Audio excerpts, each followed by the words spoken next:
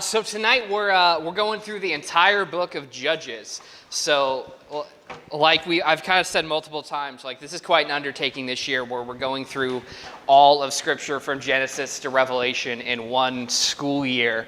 So that means there are nights when we cover entire books of the Bible. Like last week, we did all of Joshua. Tonight, we do all of Judges. And so that's kind of the review that we have, the key words, just kind of as a reminder of things that are happening. So last week was Joshua, which I kind of called priests at the crossroads, because God calls Israel to be his priests, and he puts them right in the middle of the ancient world, the crossroads. That's where Israel is located on the map. And tonight we're going to talk about Judges, which I've kind of, I'm calling the redemption cycle. And I'll get into why that is in just a little bit. But let me first start off with kind of a little bit more about where we left off last week. So I talked about priests at the crossroads. I think we got a map coming up next. Right. So this is a map just generally of Israel. On the left is a breakdown of where the tribes are supposed to set up their land. There's very specific instructions in Scripture that says each such and such tribe is supposed to have this area and gives them specific boundaries. And so we're able to map that out. What it's supposed to look like when Israel, the nation of Israel, eventually settles in Israel. And that's how it's supposed to break down. That's all the spaces they're supposed to have.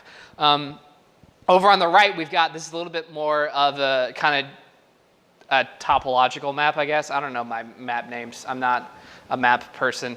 But this kind of breaks down. So you've got, next to the coast, you've got coastal plains. And then there's the Shephelah is this foothills region. So there's kind of more hills. And then it goes into the Judean mountains, the Judean wilderness, which is another name for desert. And then I kind of have the Rift Valley there. But the thing to focus on there is the Shephelah. And so you've got kind of that area. And that's kind of like the travel road that the traders are going by. They're traveling in that area. It's easier to travel in. And there's some things that happen because of the Shephelah. It becomes this place where cultures meet, where groups clash. In Israel's history, it ends up being a place where a lot of battles happen. Because what ends up happening in Israel, and what I think the next map will show this, So we've got the way it's supposed to be, and this is the way it ended up, with where everybody ended up settling. So there's a little area down there that says Philistines. And the Philistines are not Israelites. They're another group of people that have managed to be there in the midst of what's going on. But the Shephelah kind of covers also the border of the Philistines and the Israelites. It's the places where they end up having lots of battles. David and Goliath. Goliath's a Philistine. David's an Israelite. They fight in kind of that Shephelah region. And that kind of represents when cultures are supposed to come together. It kind of in Jewish understanding, the Shephelah is the place. It's a dangerous place to live, but it's a place where cultures meet. And as God's people, it's where God wants his people to be, where they're interacting with other cultures, where they're reaching out to other groups of people. The problem is within Israel's history, it usually ends up being a place of battle as opposed to a place of, say, evangelism or conversion, of telling people about God. So there's some interesting theories behind the book of Judges. There's some people who suppose that Joshua kind of has this idealistic telling of Israel coming in and having conquest over the land, whereas Judges provides a more realistic, maybe this is kind of how it actually happened version. Not saying that that's what I think, I'm just saying that's a possibility, throwing it out there. But it kind of is an interesting look because you see a lot of cultural mixing, assimilation going on, and synchronization, which wherein there's mixing of religions. And so the Israelites will take we still have our God, but we'll add in a Baal and an Ashtoreth, and they kind of mix in other gods within their own faith and within their own beliefs. And you see that playing out a lot of time in Judges, and you see the consequences of that, the problems that come when they begin to worship other gods besides just God, Yahweh. So that's kind of some people say that Judges is kind of how things actually happened. Because if you read Joshua, you get the impression that Israel just kind of wipes out everybody. But then suddenly you read Judges and there's other groups that are there and they're causing problems with their beliefs and their culture and their background and those kind of things. And so there's intermixing. So let's, I think we've got some text coming up Sweet. This is from Judges 2. I'm going to go 10 through 19. This first slide only has 10 through 15. And this just provides a really good summary of what ends up becoming the cycle of Judges. After that, whole generation had been together, had been gathered to their ancestors. Another generation grew up who knew neither the Lord nor what he had done for Israel. And then the Israelites did evil in the eyes of the Lord and served the Baals. They forsook the Lord, the God of their ancestors who had brought them out of Egypt. They followed and worshipped various gods of the peoples around them. They aroused the Lord's anger because they forsook him and served Baal and the Ashtoreths. In his anger against Israel, the Lord gave them into the hands of raiders who plundered them. He sold them into the hands of their enemies all around, whom they were no longer able to resist. Whenever Israel went out to fight, the hand of the Lord was against them to defeat them, just as he had sworn to them. They were in great distress. Then the Lord raised up judges who saved them out of the hands of these raiders. Yet they would not listen to their judges, but prostituted themselves to other gods and worshipped them.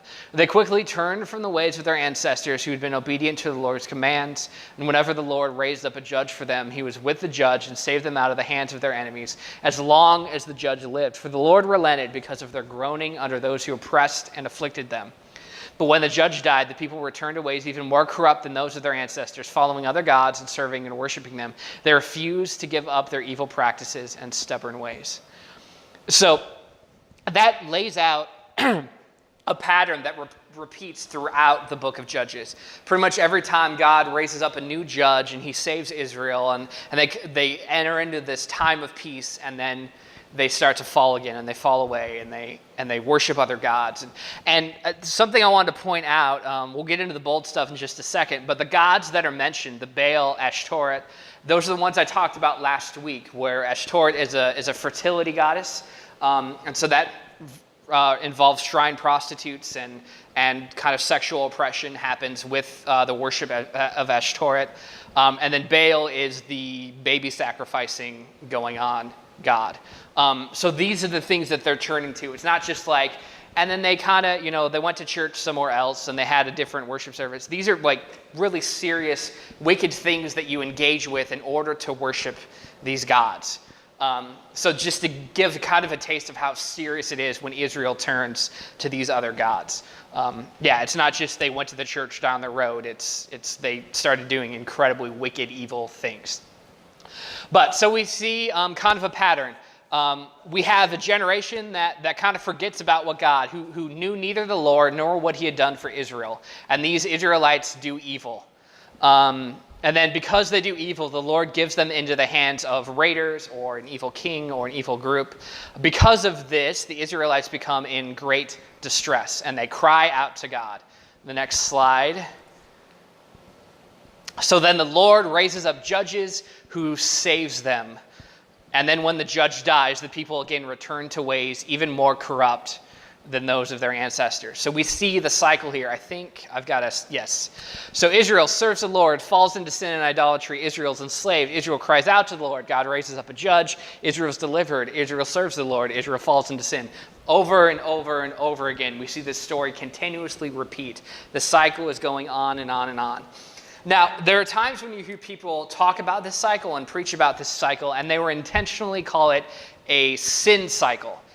And that's not an inaccurate representation. The problem with that is I think it focuses a little bit too much on Israel's role and not enough on God's role in this story. And so tonight I kind of want to flip that narrative just a little bit and call it a redemption cycle. And what I want you to focus on is all these things that are happening. Yes, Israel serves God and falls into sin and becomes enslaved and cries out to God. But really focus on the stuff that God is doing. Where continuously, over and over and over again, God hears the cry of his people. God hears the cry of the oppressed, and he saves them. And his patience is endless.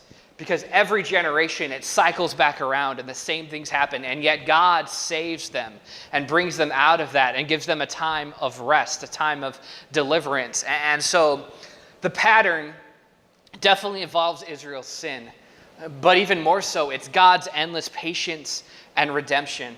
And so the thing to bring out of tonight would be that God is endlessly patient for those trying to walk the path of life well.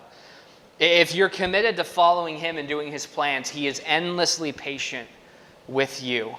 God knows that there's going to be struggles. God knows that things are difficult, that there are times when you'll mess up or fall away. But he is endlessly patient as you try to walk that path, as you try to do the right thing. And we don't get to this so much in Judges, although we do a little bit. But what we end up seeing throughout the history of Israel is that there are times when God is wrathful, when he pours out his wrath on Israel, on other nations. When he does that, though, it's when people are marginalized, when people are oppressed.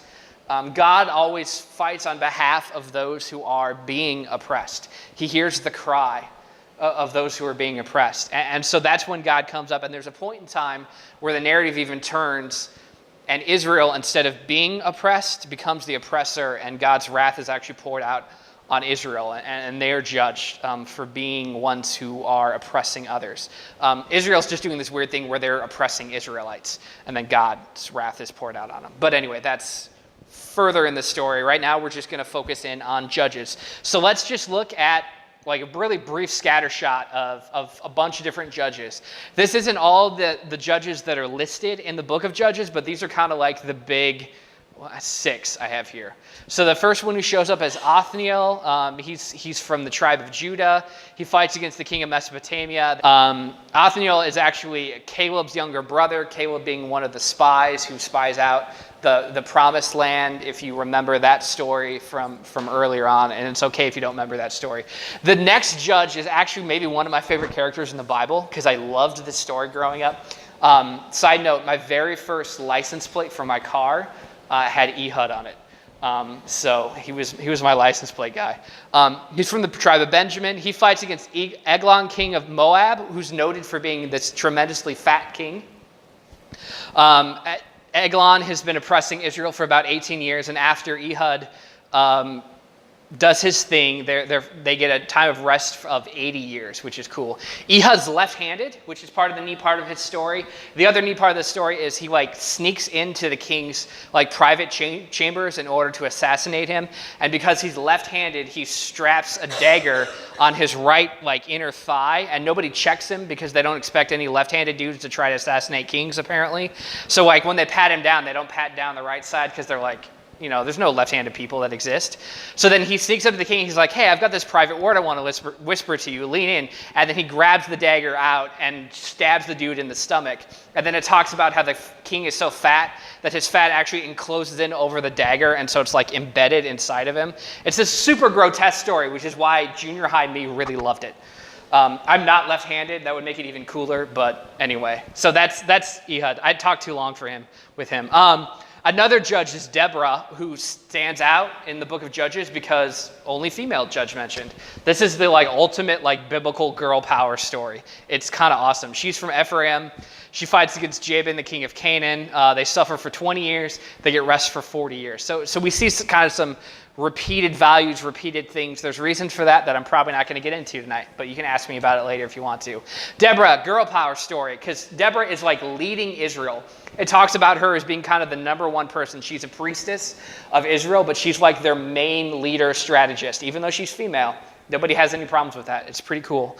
But they've got a general that's I'm too scared of the king. I'm not going to defeat him. She's well, because you've been a coward, even though I've told you this is how you're supposed to defeat this king, God is going to give your victory over to a woman. And he just kind of gets smacked down, and it's crazy. And then so this other king is out in the battlefield one day, and then he goes into a tent to hide, and there's this lady in there. And she just says oh, let me help give you rest and relief. And she feeds him, and then he lays down to sleep. And as he's asleep, she takes the tent peg and drives it through his temple. And that's how she kills the king of the other country. Again, super graphic and grotesque. Very different culture, very different ways of approaching things here. I'm not saying that this is how God would have you settle your disputes. By the way, it's just the way things went down in the ancient world. So just remember, different cultural constructs, different understandings. Okay, moving on. Gideon, really cool, gets talked about a lot, so maybe you've heard of him. He's the guy that there's this gigantic army, and then he assembles an army, and then God's like, that's too many people. If you win this battle, you're going to think that you did it. You're not going to think that I did it. And then, so God just keeps winnowing down the army until eventually he's got like 300 dudes going up against like several thousand. And then they surround their encampment. They've got jars with lights in them, and they've got trumpets, and so they wake up the entire army in the middle of the night, blowing trumpets, shouting, making all this noise, flooding the camp with light.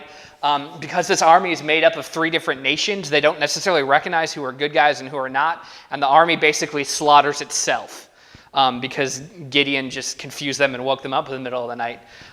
So yeah, Jephthah is an interesting dude, partially because he's the son of a harlot, or a prostitute, if you want other words for that.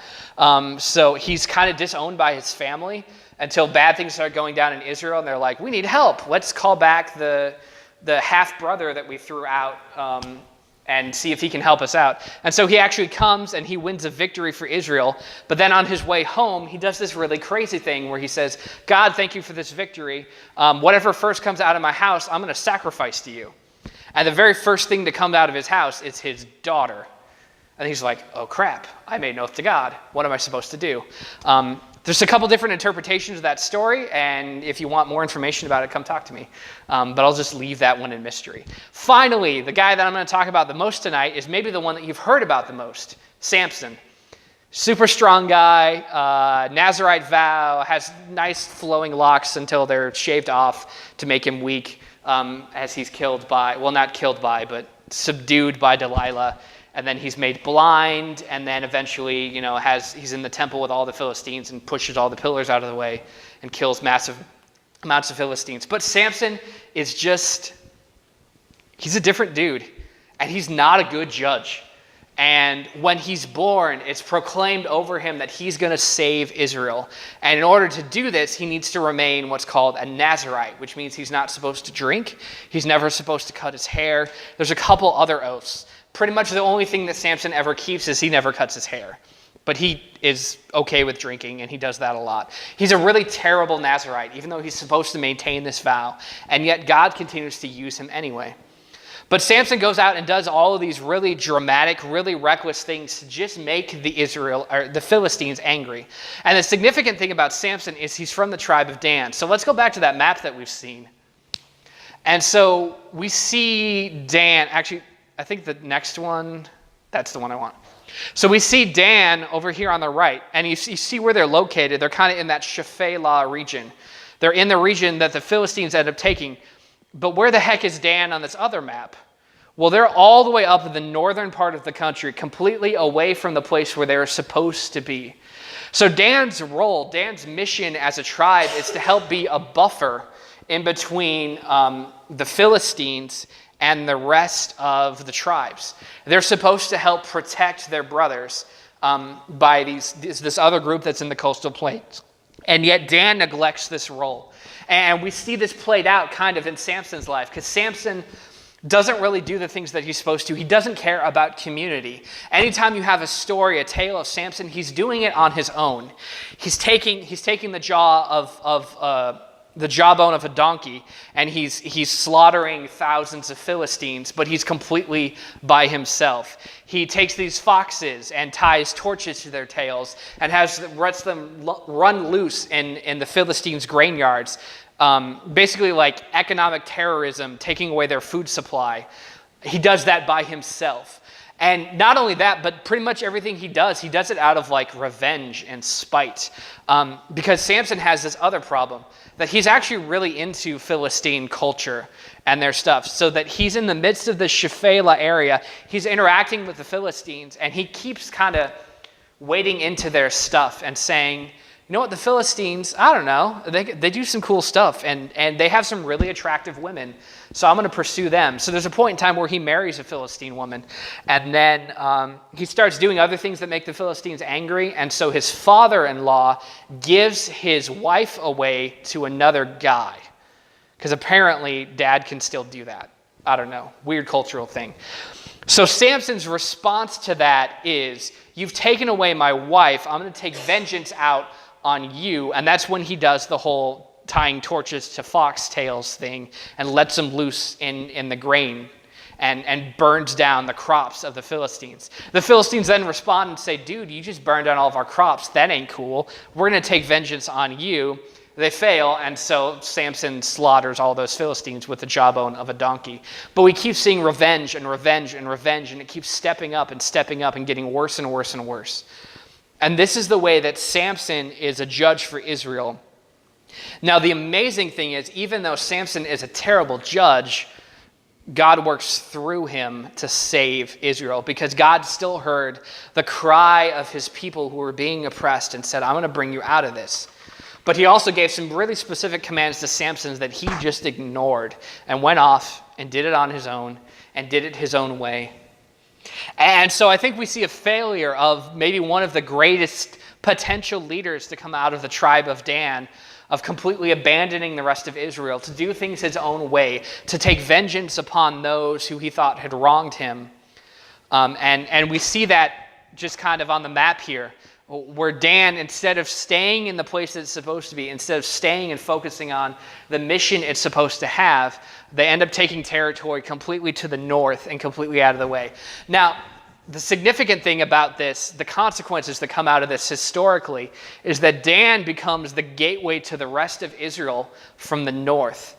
And pretty much from this point on, almost all invaders that come into Israel come through that northern gateway. They march through the tribe of Dan, and Dan actually, as a nation, as a tribe, is pummeled out of existence because the Assyrians invade through there, the Babylonians invade through there, and we don't even have, if you read in Scripture, there's a point in time in Revelation where it breaks down and says, it talks about the 144,000 that are getting into heaven, and it breaks down 12,000 from each tribe, but there's one tribe that's left not listed, and that's Dan, because Dan has failed its mission and been pummeled out of existence.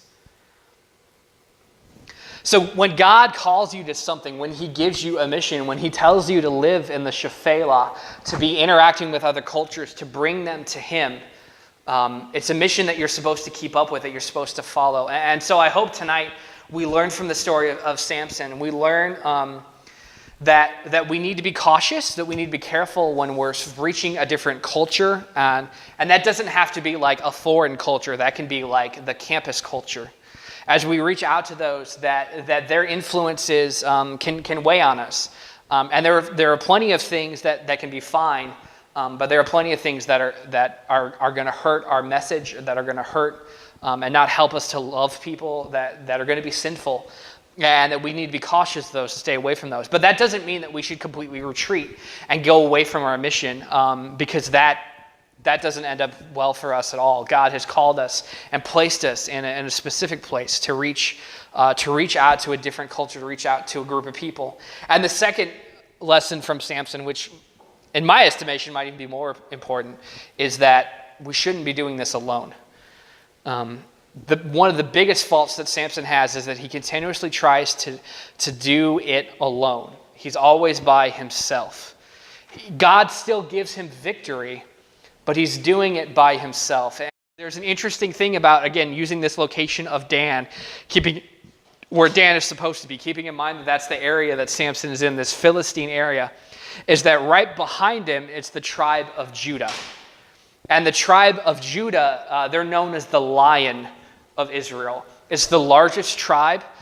They actually have the biggest and best army. There's a point in time with the Samson story where there's an argument that breaks out between Samson and the Philistines, and there's basically reps from Judah that just kind of come on and just like break everybody up and say like, hey, what's going on here? And like nobody's willing to fight around Judah because Judah will just take you down. Like that's the role of Judah. And if Dan would have stayed where Dan was supposed to stay, done what it was supposed to do, it always had help behind it in Judah. But instead, Dan fled to the north and got pummeled out of existence.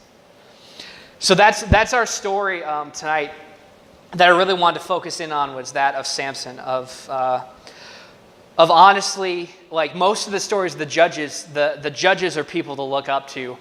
The Samson story, which is the one that we tell the most and hear the most, he's like the worst example of what you're supposed to do and the way you're supposed to live. So don't be like Samson. But yeah, don't become like the culture you're trying to reach. Don't do it alone. Follow out that mission that God has called you to. And God, in the end, God does not forsake his people. God will follow through. God will help you.